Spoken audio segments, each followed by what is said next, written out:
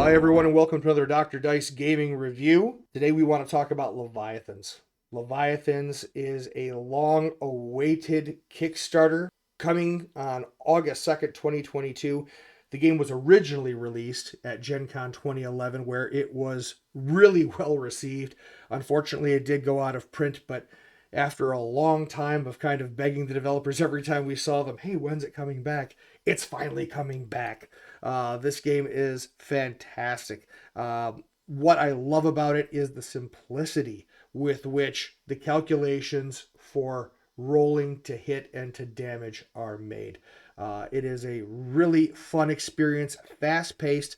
I highly recommend it to anybody that likes naval warfare combat kind of games, or even someone who's new to miniatures, who's only played board games, will probably enjoy playing this because it is not very crunchy, right? So let's kind of talk about what we're seeing here. Sometimes the dice are a little daunting, and that's been one of the questions that I saw on the AMA today, which I'll post a link to that down in the description. The AMA was the developers of the game talking about answering various questions about the game, especially for a lot of people that were kind of new to it. So one of those questions was about the dice, because the dice all look the same. They all look like D12s. They're just different colors. Well, what's so special about that?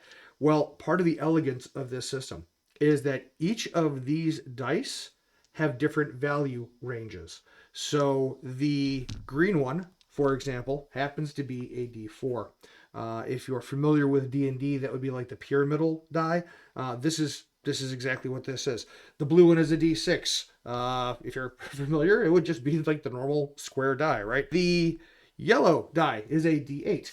The red die is a D10. And the black die is a D12. And so that's how you get your ranges. For when you're rolling the dice, you can add these numbers up and see whether or not you've hit, caused damage, see whether or not the ship that you've shot at explodes, all kinds of great stuff. So don't fear the dice. The dice are very familiar. It's just they have a little bit of nuance to them. And where we're going to see the elegance of this system is when I show you the ship card. This is the ship card, okay?